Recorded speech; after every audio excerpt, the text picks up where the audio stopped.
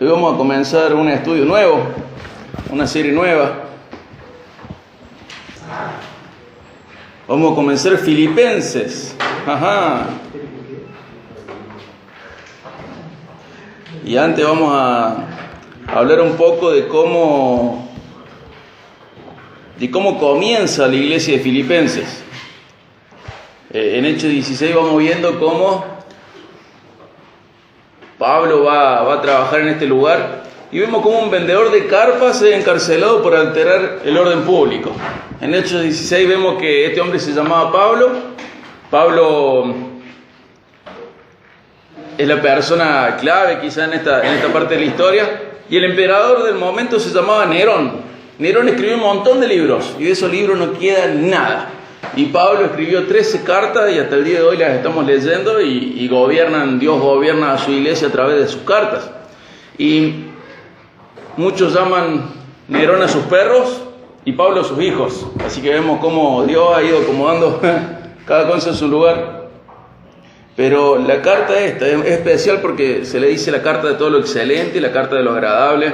Es una carta especial, la de los filipenses, para esta iglesia que está en la ciudad de los Filipos. Esta iglesia es mediana, tiene una sociedad variada, muchos de ellos son soldados retirados, tiene una historia muy interesante, Filipos, pero es el punto clave entre Europa y Asia.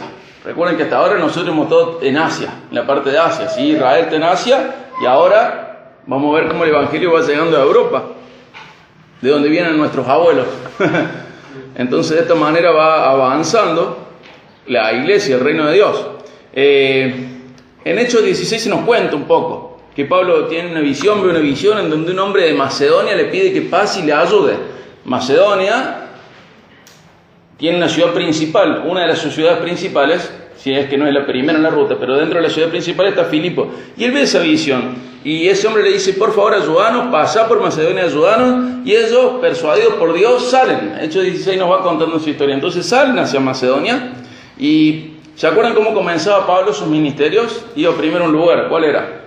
El templo judío. Sí, el templo judío, la sinagoga. ¿Se acuerdan que en Corintio no le dieron lugar, pero se convirtió el vecino de la sinagoga? Y ahí comienza la iglesia de Corintio y luego en la sinagoga, gente de la sinagoga se convierte. Pero acá va Filipos y no hay iglesia, no hay sinagoga, no hay. Entonces, ¿por qué no hay? Y porque tenía que haber por lo menos 10 hombres judíos comprometidos. O sea que en Filipos hay menos de 10 personas que conozcan la Biblia. No hay nada. Va Pablo y no tiene lo que siempre tiene, que es una sinagoga. Además, la gente de Filipos desprecia a los judíos y su religión. Hay un poco de antisemitismo. Pero pasa algo muy especial. Pablo y sus compañeros se enteran de que algunas mujeres se reunían a la orilla de un río a orar y a alabar a Dios. Adoraban a Dios ahí. No por eso eran convertidos. Entonces cuando Pablo va a verlas y ellas están ahí orando y adorando, Pablo les empieza a hablar la Biblia. Les empieza a mostrar a Cristo en el Antiguo Testamento. Les empieza a explicar el Antiguo Testamento. La Biblia no nos dice eso específicamente, pero sabemos que eso es lo que pasa. ¿Y saben qué pasa? Dice la Biblia que Dios abrió el corazón de Lidia. Lidia es una mujer principal en este lugar. O sea, hay pocas mujeres, están a la orilla del río, no hay sinagoga, están a las afueras de la ciudad, y Pablo llega y les habla, y dice la Biblia que Dios abre el corazón de Lidia. Fíjense qué loco, porque acá vemos una persona que adora a Dios, pero que no tiene a Dios en su corazón. De eso nos tenemos que cuidar todos nosotros, porque a veces podemos venir acá, podemos cantar, podemos ofrendar, podemos asistir, pero ¿Dios abrió nuestro corazón o no? Ese es un punto clave. Por otro lado, sabemos que es lindo ver cómo el Señor es el que abre el corazón. Entonces nosotros tenemos que predicar porque Dios ha elegido trabajar de esta manera. Y dice la Biblia que Dios abrió su corazón, y cuando ella abre su corazón, dice la Biblia que su familia también creyó. Cuando Dios abre el corazón de Lidia, su familia también creyó.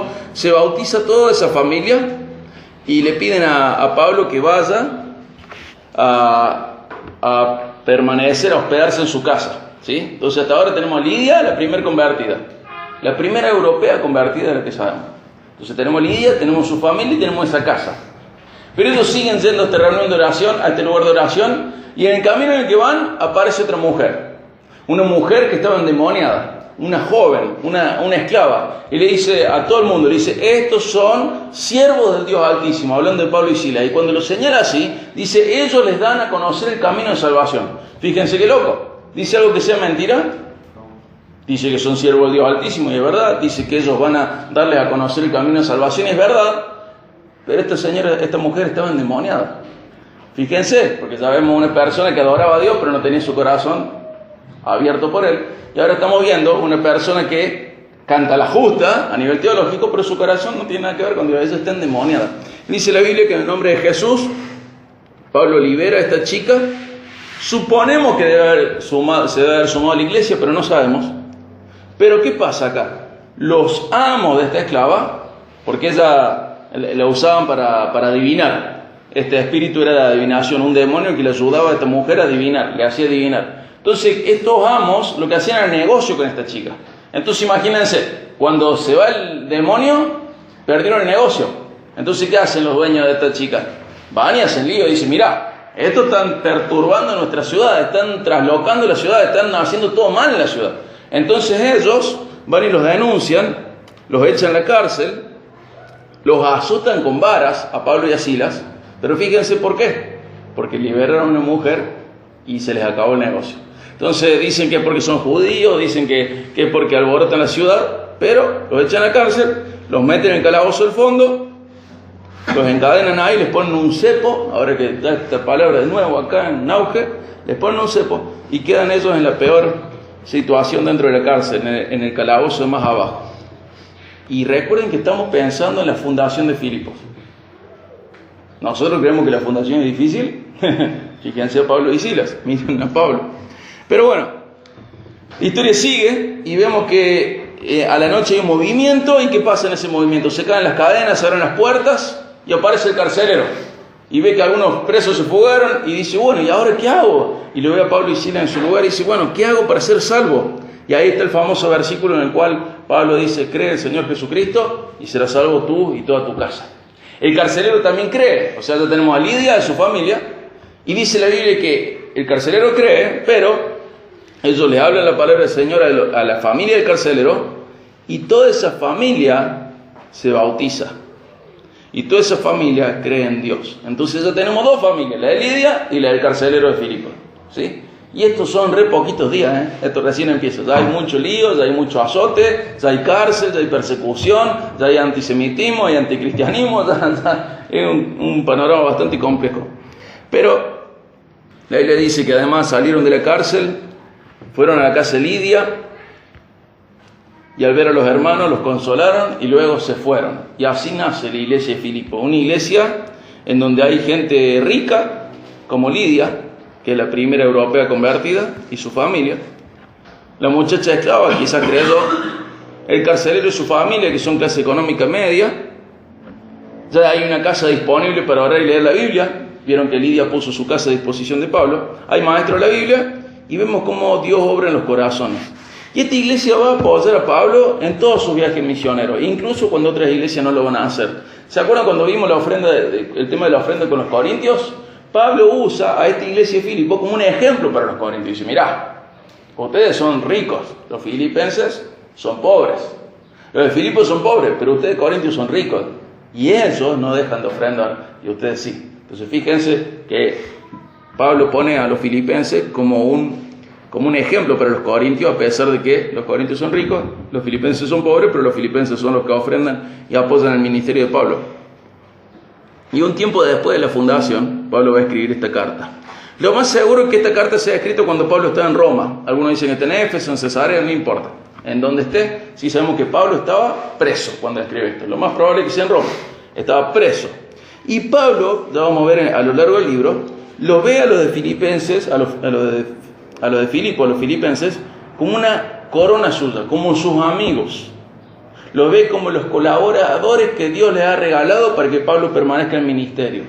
Entonces hay una relación diferente entre Pablo y los filipenses que a la que Pablo tenía, por ejemplo, con los gálatas. ¿Se acuerdan de los gálatas? Le dice, oh, gálatas insensatos, o tontos, o estúpidos, según la traducción. Pero a los filipenses le va a decir, ustedes son mi corona. A los corintios le dice, amados hermanos, pero también se enoja con los corintios. Pero a los filipenses les va a decir, ustedes son mi corona, y muestra que es una relación especial. Y esta carta tiene varios propósitos, tenemos que hacer toda esta introducción para entender después cómo van pasando las cosas.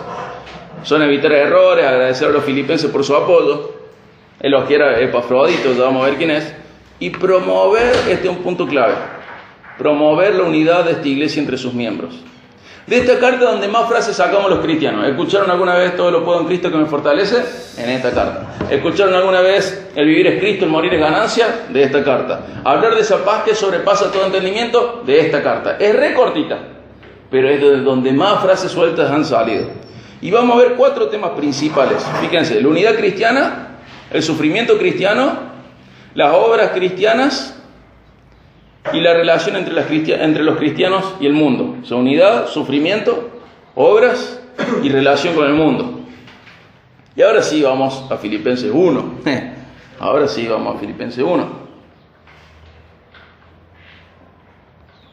Fíjense Filipenses 1 y 2. Pablo y Timoteo, siervos de Cristo Jesús. A todos los santos en Cristo Jesús que están en Filipos, incluyendo, me equivoqué de traducción, termino en este y ahí vuelvo a NTV. Incluyendo los obispos y diáconos, gracias a ustedes y paz de parte de Dios nuestro Padre y del Señor Jesucristo. Ahí lo busco en la otra traducción. Dice, saludos de Pablo y de Timoteo, esclavos de Cristo Jesús. Yo, Pablo, escribo esta carta a todo el pueblo santo de Dios en Filipos, que pertenece a Cristo Jesús, incluidos los ancianos gobernantes y los diáconos. Les quiero contar que cuando se escribió una carta había un formato tradicional. Todo el mundo a la hora de escribir una carta tenía un formato. Ponía primero quién la escribe, a quién la escribe, lo saludaba y le agradecía por sus dioses. O sea, ¿quién escribe? ¿A quién le escribe? El saludo y un agradecimiento por los dioses o a los dioses. Acá Pablo va a respetar esa parte. ¿Quién escribe? Pablo. ¿A quién? A los de Filipos. ¿Sí? Va a agradecer más adelante, va a saludarlos ahora y va a agradecer más adelante al Dios verdadero. Pero acá hay algo especial. ¿A quién añadió Pablo?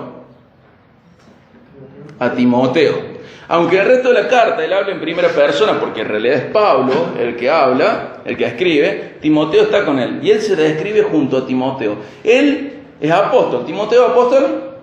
No. Pero hay algo que tienen en común ellos dos. ¿Qué es? Como son descritos acá. ¿Qué le dice? Son esclavos de Cristo. Esclavos de Cristo. No son... Él no usa la palabra que se usa, por ejemplo, para pensar en una mucama, una sirviente. No usa la palabra que se usa para hablar de un empleado, de una empleada, de un siervo. Usa esa palabra específica que, muy bien traducida acá en NTV, es esclavo. Él quiere decir algo.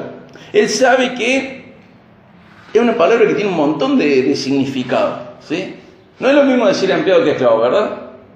No. ¿Alguno de ustedes tiene esclavo? ¿Alguno de ustedes es empleado o tiene empleado? Sí. ¿Pero esclavos? No. Ya ni los tenemos. Pero en Cristo, estas dos personas, a pesar de ser hombres libres ante la ley, ellos se muestran como lo que son esclavos. Son esclavos de Dios, esclavos de Cristo. Cuando nosotros vemos una palabra parecida en el Antiguo Testamento, de Moisés, de David, de Josué, es como que los siervos de Dios eran como los héroes. Moisés, siervo de Dios. David, siervo de Dios. Josué, siervo de Dios. Pero en el Nuevo Testamento, cuando vemos esta palabra, esclavo, es porque realmente son esclavos de Cristo. Y esta idea de esclavo tiene que ver con una actitud de servicio, de humildad, de sumisión. Y Pablo es apóstol, pero ¿cómo se está mostrando? Esclavo. A veces la gente cae en una tentación muy grande de mostrarse con un montón de títulos. Pero si Pablo cayera en esta tentación, ¿cuántos títulos podría haber elegido? Hola, soy Pablo, hablo no sé cuántos idiomas. Hablé un montón de idiomas, Pablo. Soy Pablo el políglota. Porque habla muchos idiomas. Soy Pablo el apóstol, y no cualquiera, el último de los apóstoles. Soy Pablo el apóstol a los gentiles. Soy Pablo el judío y griego y romano, y todas tienen Pablo judío y romano. Soy Pablo esto, lo otro, pero ¿cómo se describe Pablo? Soy Pablo el esclavo, y estoy con Timoteo, que es otro esclavo. Timoteo es un obrero aprobado. Timoteo es esa persona que Pablo va a elegir, entre otras muy pocas personas, además de Tito, por ejemplo, como un delegado apostólico.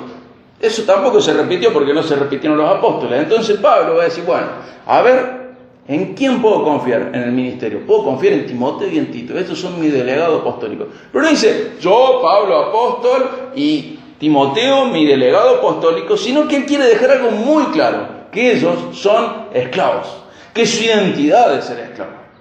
Ellos tienen en común eso, ellos son esclavos y ellos se presentan a sí mismos como esclavos. Y podemos hablar un poco de esclavitud. Fíjense Romanos 6, 16 al 23.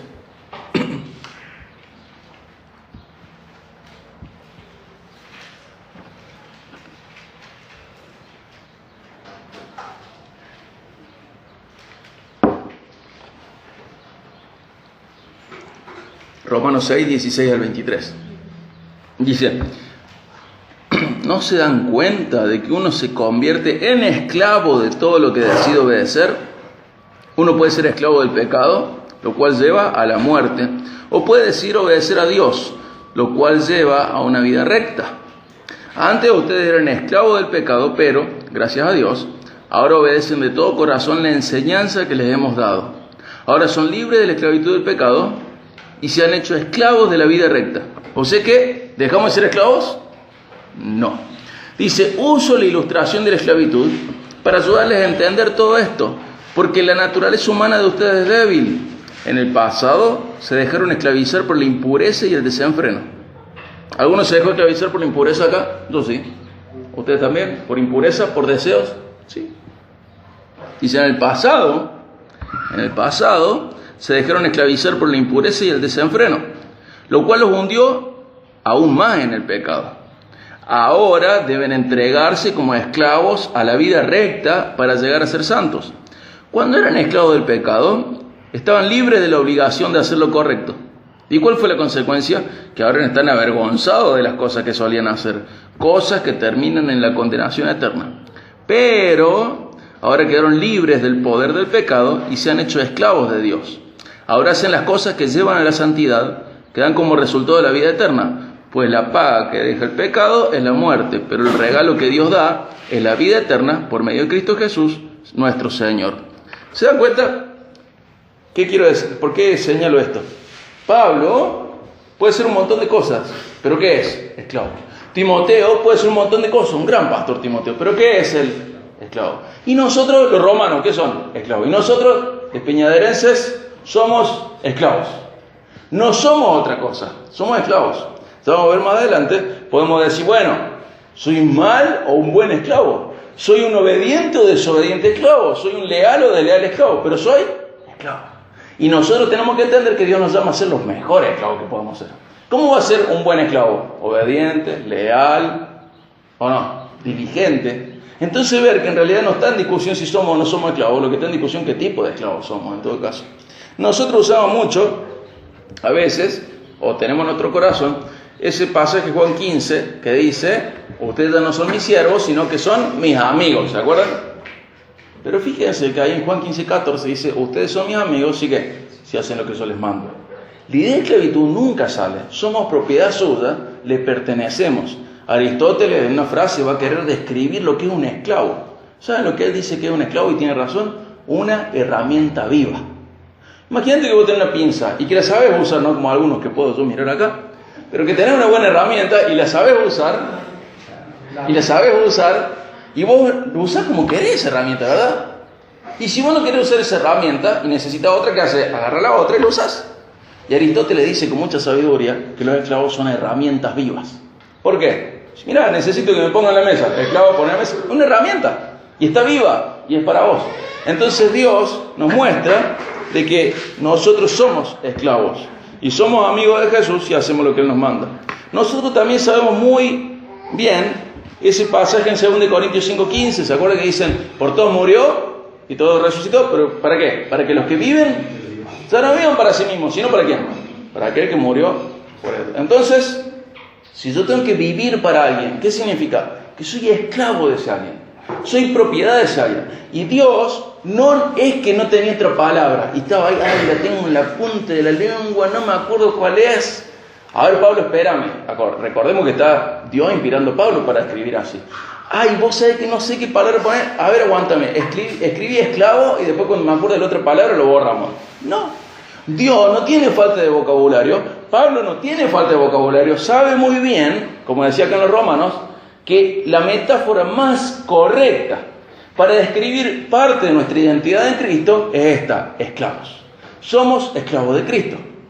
El que no es esclavo de Cristo, ¿qué es? Esclavo del pecado. No hay otro amo. O somos esclavos del pecado, del diablo, o somos esclavos de Cristo.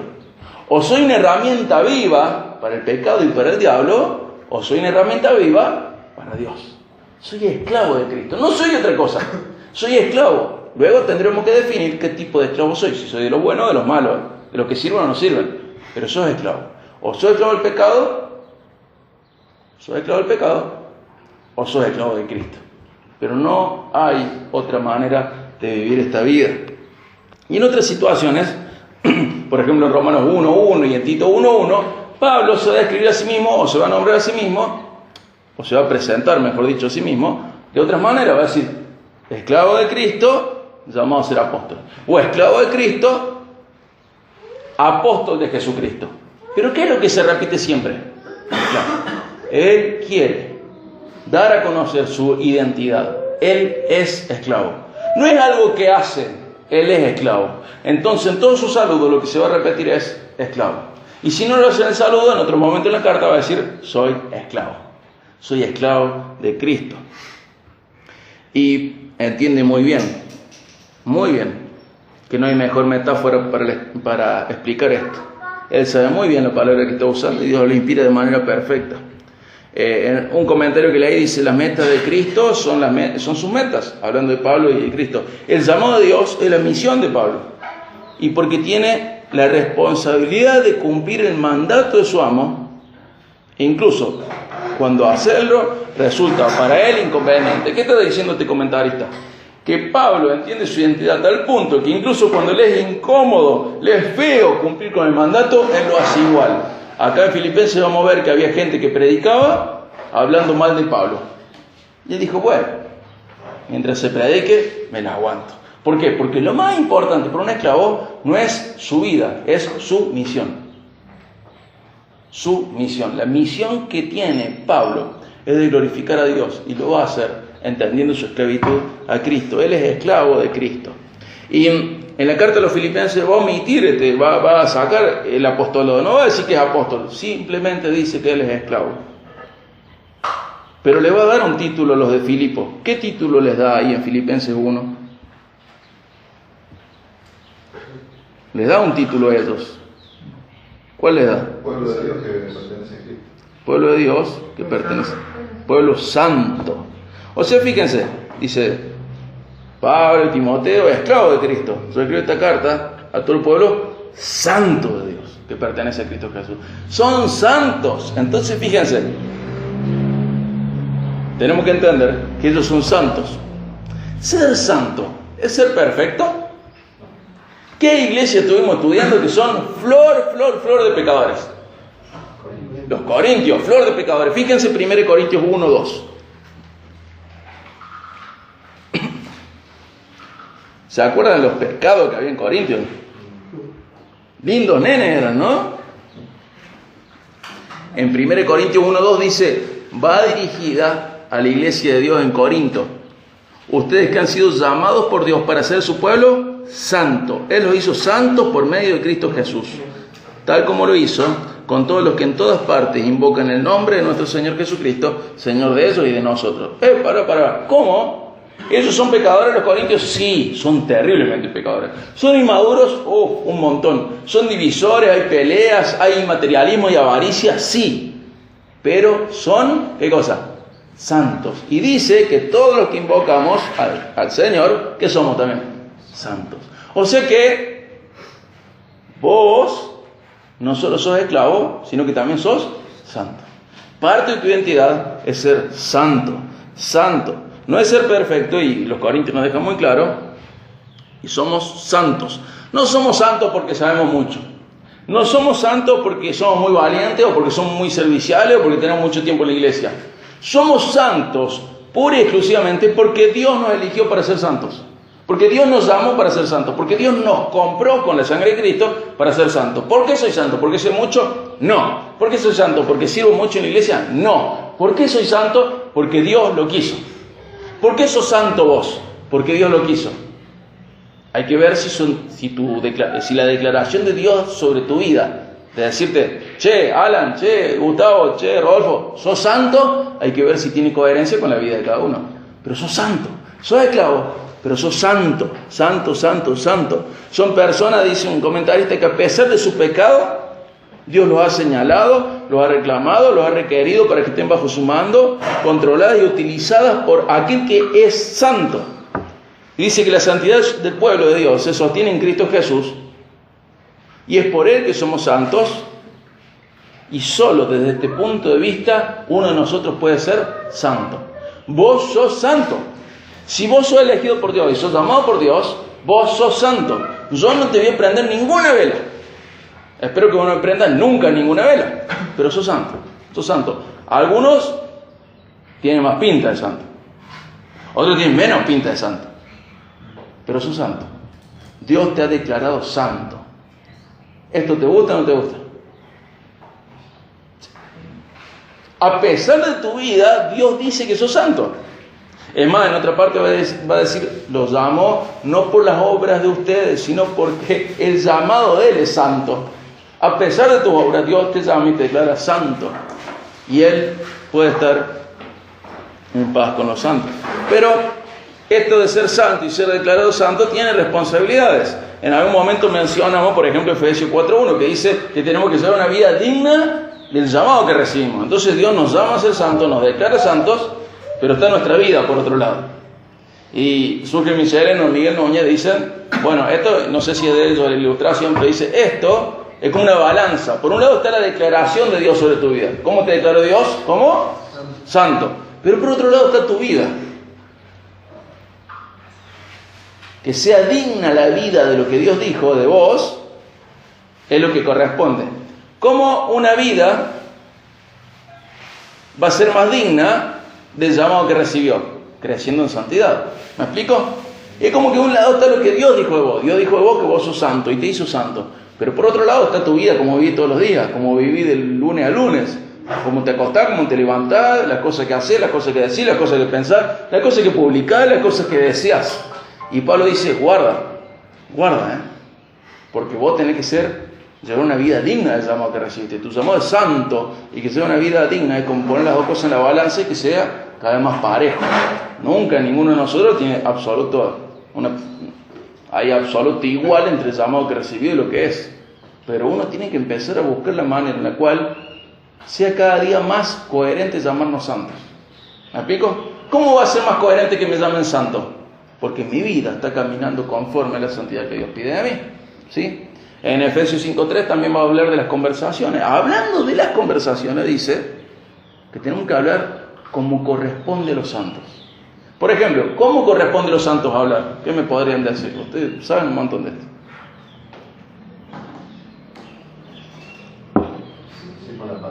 Sin decir malas palabras. Así corresponde a los santos. ¿Qué más? Para edificar al otro espiritualmente. Así corresponde a los santos. ¿Qué más? ¿Mentiras? Conforme a la verdad. Porque así corresponde a los santos. Que tú sí seas sí, que tú no seas no, que no se engaño en tu boca. Entonces Pablo dice, vos sos declarado santo, sos santo. Dios te declaró santo por lo que hay en Cristo Jesús. Pero tu vida tiene que empezar a ser coherente con esta declaración que se hizo sobre tu vida.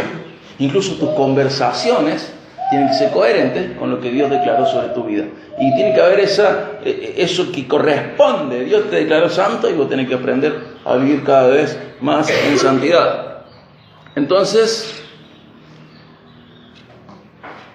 Pablo es santo también, Timoteo también es santo, y no solo Filipenses, sino que así como ellos son santos, nosotros también. Pero así como ellos son santos y esclavos, nosotros también. Somos santos esclavos, esclavos santos. Somos eso. Y también viene nuevo. Puedo ser esclavo bueno o malo, pero soy esclavo. Puedo ser esclavo obediente o desobediente, pero soy esclavo. Puedo ser esclavo leal o desleal, pero soy esclavo. Todos los cristianos somos esclavos de Cristo. Entonces, ¿cómo unimos estas cosas? Porque la elección que Dios hizo sobre tu vida, Dios al elegirte, ¿se acuerdan? Te declaró como santo. Pero la santidad te hace ser esclavo. Cuanto más santo sos, más esclavo de Dios sos. ¿Qué quiere decir esto? Dios te llama a ser santo, te elige para ser santo y declara que vos sos santo. Pero cuando vos empezás a crecer en santidad, empezás a crecer también en esclavitud a Dios. Entonces tu amo dice, mirá, no tenés que hacer esto. ¿Y vos qué querés hacer? Lo que tu amo te dice que hagas, lo querés hacer. Lo que tu amo te dice que no hagas, no lo querés hacer. Entonces la elección te hace santo y esa santidad te hace cada día más esclavo. Y todos, al mismo tiempo, todos los que comparten esta identidad deben ser unidos. Y ese es un punto que Pablo va a tratar de resolver en la iglesia de Filipos. Es re linda la iglesia en Filipos. La iglesia de los filipenses es muy linda, pero tiene un problema. El problema que tiene es que hay dos señoras peleándose entre ellas. No sé si ustedes escucharon una vez señoras que se pelean entre ellas. No pasa acá, ¿no? Pasa en otras ciudades. Imagínense la vereda, va a ver, la iglesia va a ver, te voy a asesorar. O dentro de la iglesia, ya va a haber la salida. No, pero Pablo quiere resolver esto. Entonces, él va a modificar este saludo típico. Vamos a ver un poco más de esto. Pero recordemos, la elección nos hace santos, la santidad nos hace esclavos, y todos los que comparten esta identidad de santos y esclavos deben permanecer unidos. O sea, Dios elige un pueblo para hacerlo santo, los santos se consagra a Dios y le sirve, y los santos ama a los santos y se quiere unir a los santos y quiere que los santos esté unido al resto de los santos. Y fíjense que les da un saludo, ¿no? Dice, fíjense en Filipenses 1. Saludo de Pablo y de Timoteo, esclavos de Cristo Jesús. Yo, Pablo, escribo esta carta a todo el pueblo santo de Dios en Filipos que pertenece a Cristo Jesús, incluidos los ancianos gobernantes y los diáconos. Que Dios nuestro Padre y el Señor de Jesucristo le den, ¿qué dice? Gracia y paz. Gracia y paz. Él modifica el saludo típico. Y quiero que sepan que es tan grosso esto, que es la primera carta de la historia registrada en la cual el saludo típico no se hace igual que siempre. O sea, toda la gente escribía el saludo de una manera. Y Pablo cambia esa manera. Y este es el primer escrito que hay en la historia en el cual el saludo no es como se hizo siempre. Entonces él dice, usa dos cosas acá, un saludo diferente, hace una modificación a propósito. Y lo que dice es gracia y paz. Esa paz, él va a saber, no va a usar la palabra que se usaba para la paz romana. Recordamos, Filipos está dentro del Imperio Romano. La paz romana era por la fuerza. Pórtate bien, estamos en paz. Pero él va a usar otra palabra que se dice eirene. Eirene es muy parecido al shalom de los hebreos. Ese eirene, el shalom, era un estado de bienestar pleno. Y nosotros sabemos dónde se encuentra ese eirene, ese shalom máximo. ¿Cómo nosotros tenemos paz para con Dios? ¿Cómo tenemos? Solamente a través de Cristo. Entonces Pablo está modificando el saludo para decir, che, somos esclavos, che, somos santos, che, hemos sido bendecidos. ¿Con qué? Con gracia y paz. ¿Cómo es esta paz? Nosotros sabemos por... Bueno, acompáñenme a Romanos 5, 1 y 2, ese sí lo vamos a leer.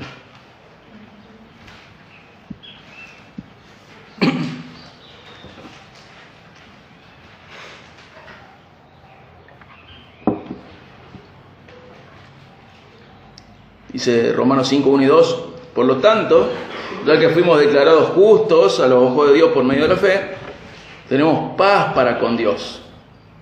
Ese es eirene, esa paz no es la otra palabra que se puede usar, pax. Esta paz es eirene. ¿Y cómo es esto? Tenemos paz para con Dios, gracias a lo que Jesucristo, nuestro Señor, hizo por nosotros. Debido a nuestra fe, Cristo nos hizo entrar en este lugar de privilegio inmerecido, en el cual ahora permanecemos y esperamos con confianza y alegría participar de la gracia de Dios, de la gloria de Dios. Ahí habla de un privilegio. ¿Cómo es ese privilegio?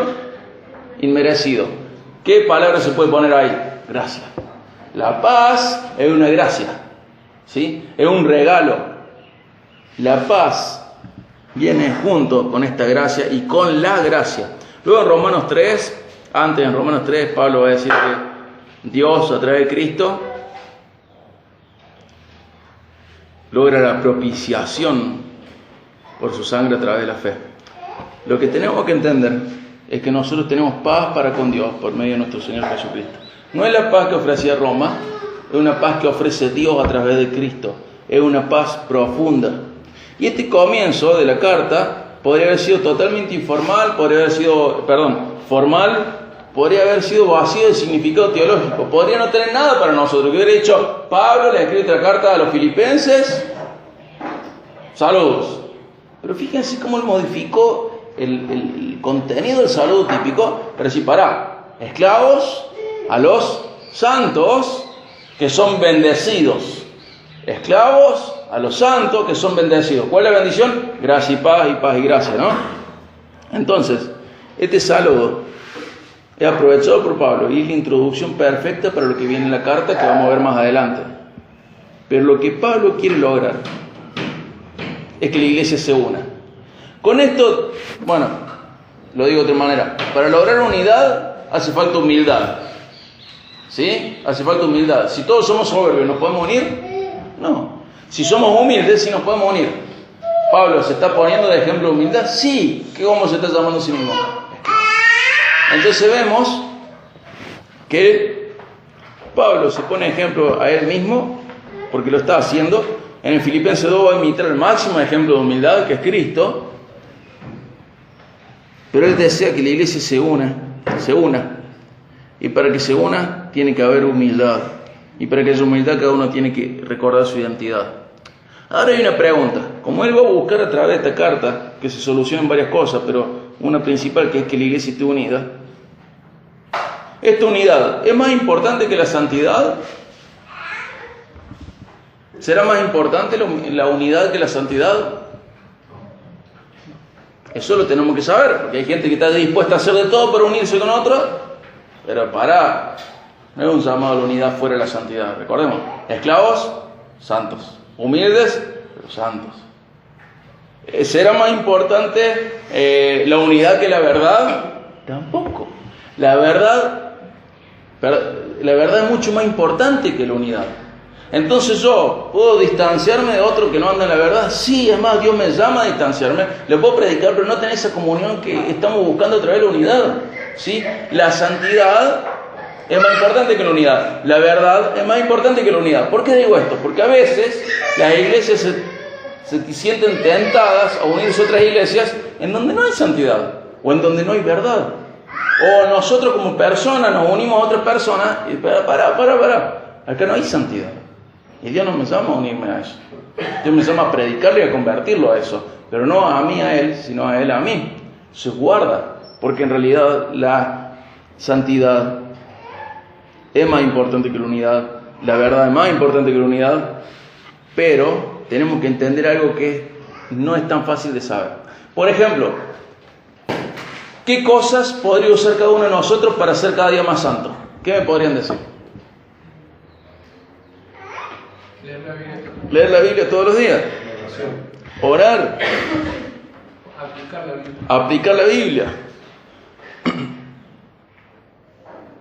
Tenemos que entender que una de las herramientas de Dios para que crezcamos en santidad es la unidad. Dios usa la unidad de la iglesia para que crezcamos en santidad. ¿Por qué? Porque de golpe me junto con Alan y Alan me dice, che, Diego, no estás diciendo las cosas de la mejor manera.